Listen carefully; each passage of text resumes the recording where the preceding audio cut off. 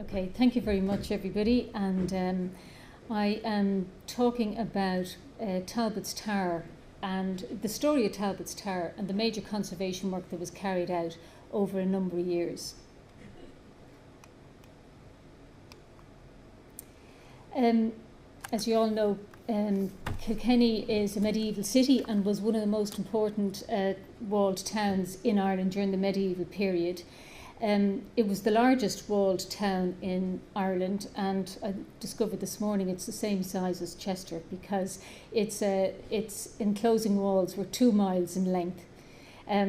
Along the length of the walls were a number of gatehouses and towers. There were 7 gatehouses and 9 towers. Talbot's Tower was located in the southwest corner, and so it is the most intact of the city's medieval defences. So its overall significance, the fact that it's a corner site is very significant because it gives a key understanding of the city walls. It's also the only complete surviving defensive tower as part of the walls.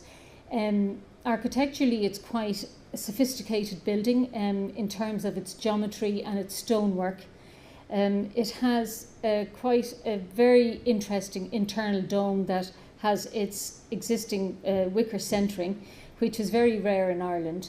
And it also reflects kind of 800 years of building and change.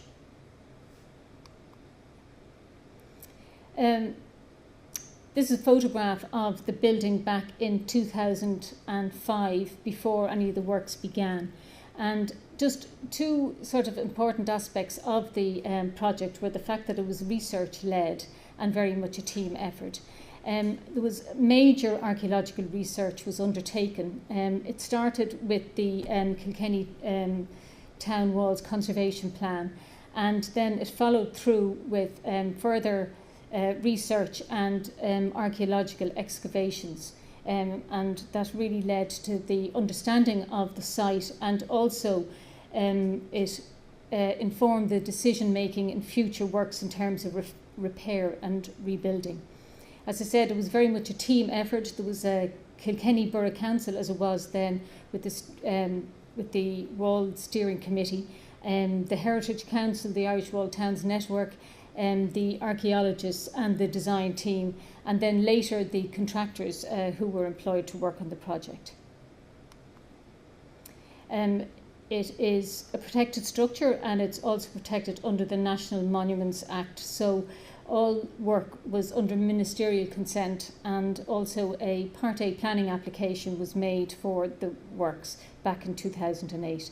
This is a view of the tower, the roof of the tower, before works began. The building as it stands today is it's a circular turret. It's about 9.7 metres high and about 5.6 metres in diameter internally. It has a domed roof which has a flagstone finish on it behind a parapet. The parapet has a number of drainage chutes around its perimeter. Internally it has this lovely wicker dome, and it also has 3 windows which are represented as arrow loops externally. And these windows are raised from ground level, and they incorporate seating and some cut stone to the interior. This is a further image of the building before works began. This is looking from inside where the model school is located. You can see the east curtain wall, which once extended as far as the castle on the left-hand side, and the north curtain wall, which would have extended as far as the River Brega originally, and the staircase wall before works began.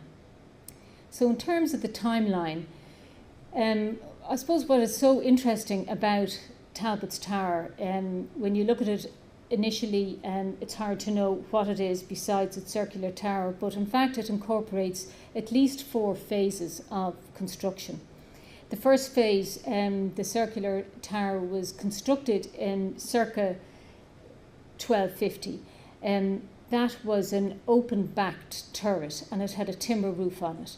Now that would have replaced an earlier timber structure that was built probably around 1200. So by late medieval period, the tower was heightened to its current height, and when it was heightened, the dome was created and the paving placed on the top of that. The intramural staircase was extended up to the domed roof, and any other changes to that? No, I think that was about it. Then during the Georgian period, the windows were widened. So 2 of the windows were widened and sash windows were inserted into it, and the putlogs were filled in. Also, the crenellations were changed at the top to sort of appear like a folly in a back garden.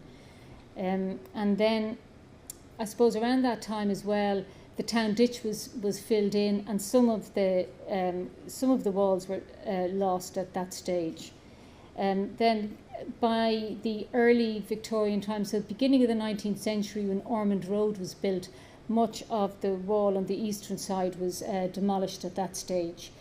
The biggest change was the mid-19th century when the model school was built. The ground level was lowered, and also a garden was created on the roof of the tower. Before the mound was created, a lot of the stones had been robbed out. So earth was placed up there, and this garden was created, and there were strawberries and flowers and other things grown up there. Other works that happened were the windows that were inserted in the previous 100 years were taken out again, and they were just blocked up.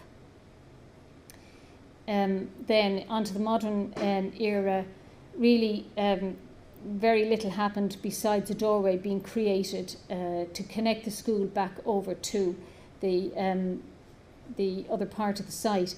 And in doing so, they cut through the rampart and created a kind of concrete wall either side. And then most dramatically, in 1989, the outer wall collapsed, and with it much of the staircase. So that left the inner wall sort of intact but in a perilous condition. But I think there was a commitment made at that stage that the wall would be rebuilt and the stone staircase would be reinserted. That's just some maps illustrating the changes over the years. You can see from the Down survey that the walls were still very much intact 400 years after they were first created. And in the 18th century, they were still, around Talbot's Tower, they were still very much intact, but all the changes then happened subsequent to that. So, a background to the works. Certainly, there's been quite a bit of talk about the importance of archaeology and the interpretation of the site, and certainly as architects, our knowledge is more post-1700 than pre-1700, and we had 2 very important archaeological teams on the site before and during the works. So we had Kilkenny archaeology under Colleen O'Driscoll doing much of the excavation works, and we had Ben Murta doing the above ground works and building survey works. And again, he's created some lovely drawings, as we've seen in the previous presentations as well. Other members of the design team included the engineer, who was Ivor McElveen. The works were phased over about 5 years, and as it's all public money, each phase was tendered on e-tenders. So we ended up having 4 different contractors on the site. Now, luckily, they were, all really good contractors, but I suppose in an ideal world, you'd want maybe the one contractor for just a bit of continuity. So again, here are some of the archaeological drawings. So these were all stone accurate, hand drawn by Ben Murta, and again, we used these drawings, we inserted them into AutoCAD and used them as our condition survey drawings. Equally, Colleen O'Driscoll produced some very fine drawings of his excavations. They were all on AutoCAD and colour coded, but I don't actually have any of those on file, so I can't sort of show them. These drawings here show the two sides of the walls. So on the right hand side we have the existing wall that did not collapse. That's the inner face of it, and this was all recorded before it was taken down. And then on the left hand side you can see the inner part of that wall, which was really rubble, and that's where the staircase was located. These are example of our drawings where we've taken Ben's drawings, brought them into AutoCAD and marked them up as our condition survey, and then they formed most of the content of our working drawings that were sent to the contractors. Two interesting sketches which also helped to inform our research. One of them was a late 18th century engraving by Gross, which shows the town wall on the east before it was refaced, and obviously you can see the staircase and the slope of the staircase going up to the roof. And then the sketch here by James Graves, which is mid-19th century, and it's just before the model school was built. Then in 2007, the first bit of work was to properly record this section of wall before it was taken down. Margaret Gowan and company were commissioned to carry out some rectified photographs and number the walls before the deconstruction, and these are some of the photographs taken by the company. We have some other photographs here just showing you the work in progress. On the left hand side we're just looking down at the wall there, and you can see that this is before any excavation work has been done to the ditch which is on the outer side of the site. In the middle there you can see the numbering system for the wall that was deconstructed. I think mainly the larger stones were numbered as distinct from the rubble. And then on the right hand side there you can see the inner face, which is where the staircase was located. So as I mentioned, these works were phased over a number of years. The first phase of work, of building work, the excavation was ongoing, and the excavation included the town ditch and the roof of the building, and also one or two other areas of the rampart. So in terms of the architectural work, the first focus was really on repair and repointing of the tower itself, and also repair the parapet to stop all the water ingress into the building and to try and protect the dome. So when the building was extended in the sort of 1500s, you can see from the diagram there on the right hand side that the crenellations and the arrow loops were sort of built over with later masonry. But we tried to sort of show that when we were repointing the works. Now, one idea was to actually slightly change the colour of the mortar so that maybe you could read the changes better when you looked at the building. Now, I think that wasn't as successful as we thought it would be. But we also kind of opened up the arrow loops somewhat so that they would be more easily read. And if you can see it from the photograph, from this photograph here, where we took out some of the stones that were infilled there just so that that was more readable. You can also see we replaced some of the missing stones up at the parapet, and we repaired those chutes. This is an example of the windows that were opened up and then infilled. You can see on the left hand side, this is where a window would have been installed in the 18th century, and then in the 19th century it was infilled with brickwork. So as part of this works, we reopened all three windows because all had been blocked up, and replaced the missing stone there with new Kilkenny limestone. You can also see some of the putlog holes. Internally, again, we've got Ben's drawing and survey drawing of the windows. So each of the windows was opened up. We put a simple stainless steel frame with some mesh just to prevent any birds getting back into the building. And then the window embrasures were rebuilt where there was missing stone. So there was some well executed dressed stone that was carried out by Tallis and Company, and we reinserted the raised area of the windows. Because these windows were raised up from ground level, most of that had been missing, but we rebuilt that up, and we reincorporated the seating either side of the window, all under the research from the archaeologists on this. The next element of the work was the roof. So although the fact that there was a garden on the roof was quite an interesting area, we kind of felt that had to be taken off because it was causing damage internally. 5 minutes, okay.